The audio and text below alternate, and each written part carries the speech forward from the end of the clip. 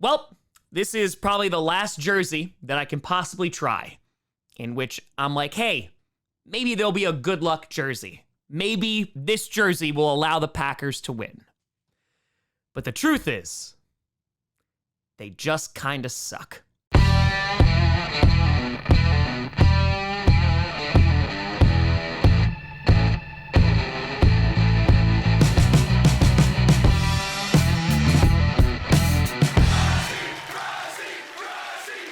Grossi Posse Packer Nation. Welcome to an episode of Packcast, a podcast where you don't. I do Packers fan, but it sure does help. Or so they tell me. I'm your host, Tom. Yeah, this sucks. Grossi, and today, at least the game didn't end with a Jordan Love interception, just like the other ones have, but good God, man. The Green Bay Packers, we are going to talk about their loss to the Minnesota Vikings, 24-10. And the most frustrating thing is that it just keeps on happening week after week after week. And it's not the loss. The loss is bad, right? You never want to lose, especially to a division rival. But I think after the Packers lost to the Broncos and after the Vikings beat the 49ers, I think heading into this game, expectations for a lot of Packers fans were relatively low. But we were like, oh, back at home, division rival, you never know. And I was excited because I'm like, maybe. Everyone seems to be healthy. This is a great thing. I'm excited. Maybe we won't look like we have, especially in the first half. And guess what? We were. We were complete and total garbage in the first half again. Since the Saints game, we have scored a total of 9 points. Total. Since the Saints game, weeks ago, 9 in the first half. That is it's abysmal. It's horrifically bad. And we're going to talk about why, because that's been a topic of conversation for the past few weeks. And the worst thing is, you can't just pinpoint one reason. And this team, even after a slow start again, they had four straight 3-and-outs to start the game. Four drives with 3 plays, and then they go, nope, punting it away. This team right now is not a good football team. I think there's a very strong argument that could be made that they are a bottom 5 football team right now because they just don't show up in the first half. And just taking a look at some of the issues, the offensive line, Jordan Love was not playing his best game, but I will say, holy drops, Batman, because receivers had no hands today. And Jordan Love, listen, he missed some throws, underthrow, overthrow. You've seen it, and again, that's been an issue. His inconsistency has been an issue. But there were plenty of balls that hit guys right in the hand, and they just couldn't come down with it. And one of the major reasons that is because there's inexperience. The youngest team in the league. You're putting receivers out there who are not even 25 years old. Some of them have a year under their belt, a lot of them rookies. And this is the result. They don't look like they're on the same page with Jordan Love. On top of that, the play calling is not good. The run blocking is non-existent. Our run game is non-existent. Aaron Jones, and I love Aaron Jones to death. Why is he just not being given the ball? I don't know. Who was our leading rusher today? Jordan Love. 4 for 34. Aaron Jones, 7 for 29. Dillon, 6 for 11. Not even 75 yards between the 3 of them. Now, Jaden Reed, 4 for 83. He was our leading guy. A.J. Dillon, by the way, for the longest time, was our leading receiver today, went 5 for 41. And it just seems that all of those jet sweeps we were doing with Christian Watson, all like those trick plays that were kind of just keeping the defense honest, they're gone now. We don't really do those no more. We had one last week with Wicks that went for not many yards. And it's at this point that frustrations are really starting to boil over. I mean, hell, you had booing in Lambeau today. You had a skull chant at the end at Lambeau. And fans, I get it. You're pissed. I get that you're upset. And the issue, again, is that you could look at so many things. You could look at the defense, which, by the way, they were put in some tough spots today. And for the most part, I still stand by, even though I don't think Joe Barry's doing great, I still stand by that the defense is doing enough for an offense to score enough points to win the game, because they're usually holding teams to like 20 points. Here, it was 24, a bad interception, which wasn't Jordan Love's fault, by the way. It hit Jaden Reed right in the hands. It's just a matter of everything is going wrong at the same time, and it's honestly quite hard to just be like, hey, here's how you fix this right now. People are starting to call for LaFleur. Of course, people are calling for Love, and I'm not putting this game on Love. He went 24 for 41, 229 yards, 1 touchdown, and 1 interception. He got sacked 4 times, and it was just a mess of a day. So you're taking a QB who has been around the league for a bit now, but he's been sitting on the bench. You throw him out there with no run game, no real protection. The receivers are not on the same page. They're dropping balls. Oh, and he's a young QB, and he's also going to struggle. The play calling's not good. That creates an environment where it's very difficult to succeed, because it feels like the first opponent you have to beat is not the one that's across from you, it's yourself. And this is kind of reflected even by the players, because they're saying, we're not ready to play. We're not ready to play in the first half, because it's one thing to happen against really good defenses or what have you. This has happened in every single game since the Saints game.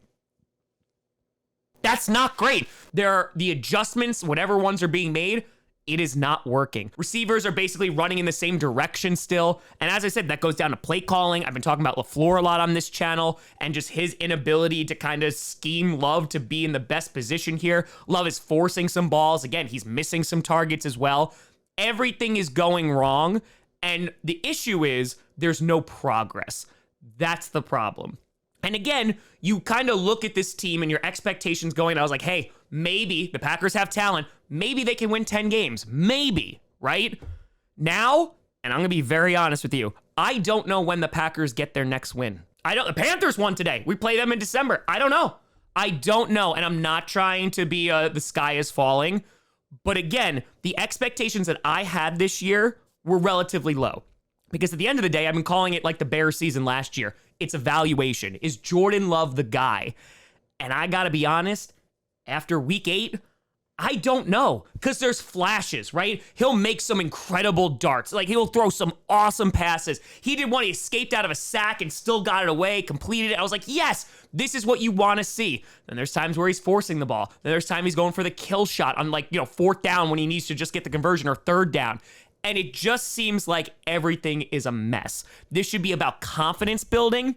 And I'm watching the Bengals 49ers, and they're able to dump it off 3 yards. And guess what? They pick up 8 yards. The Packers don't do that right now.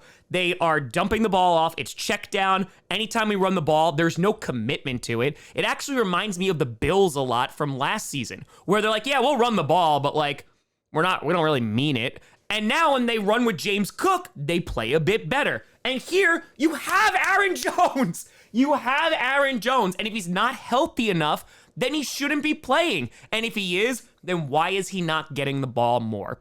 And I'm not trying to sit here and be an armchair head coach, but good God, man, this was an ugly game.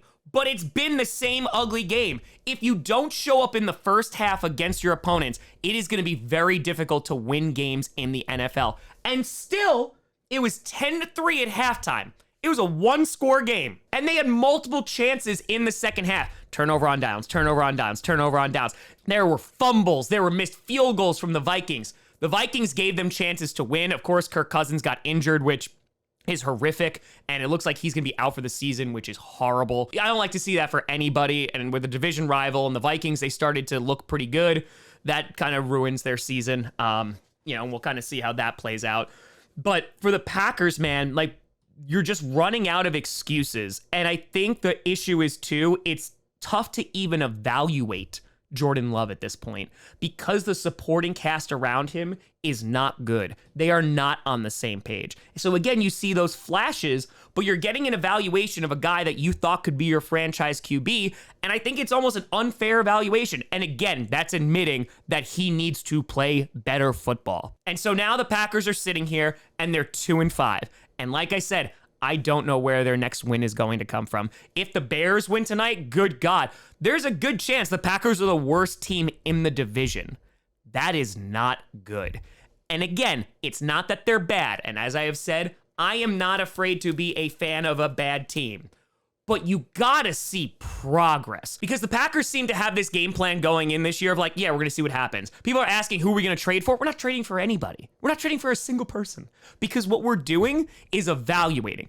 But right now, I would say we're even failing at evaluating because there's coaching issues, there's assistant coaching issues, there's play calling issues, there's player execution issues, and that's in a bunch of different phases of the game. So I'm sitting here and I'm frustrated and angry, but it's not because the Packers are 2-5. It's not. It's the fact that we're sitting here after 8 weeks, and I don't know if Jordan Love's the guy. I don't know if Matt LaFleur is the guy. I don't know who's going to be on this roster next year. I don't know.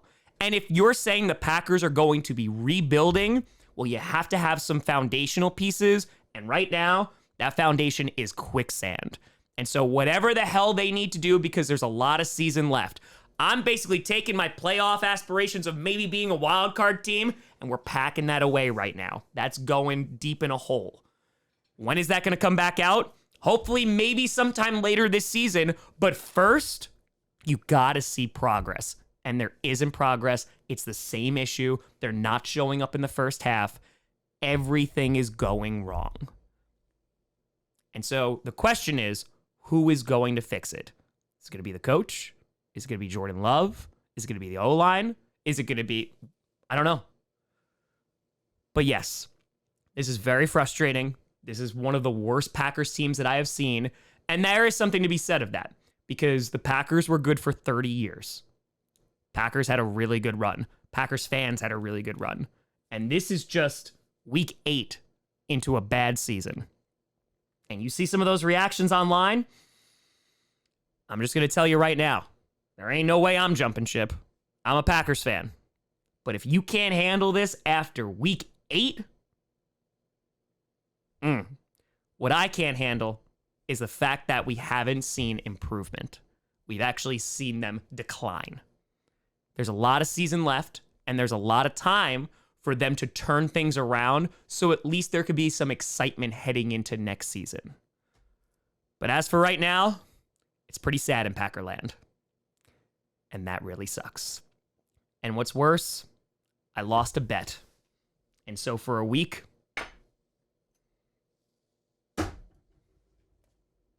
I gotta have Skoldemort on my freaking desk. But let me know what you think down in the comments below. You know, I saw me at Tom Grossi Comedy. All social media is seen down below. A big shout and thank you to all the patrons and YouTube members for supporting this channel. And thank you so much for watching. I'm Tom Grossi. And as always, go Pack, go.